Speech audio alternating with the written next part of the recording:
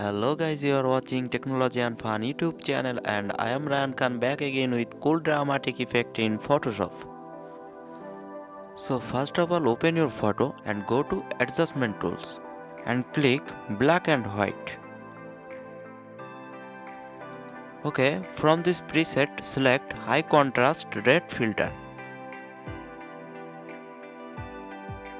and close it. Go to blending mode and select multiply.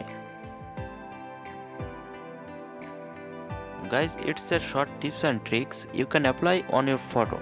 So if you like this video, subscribe our channel and press the bell icon and write in the comment box what kind of Photoshop tutorial you need. I also made a video to download and install Photoshop CS6. It's link in the description box. So try to download and install and stay with us. Thank you.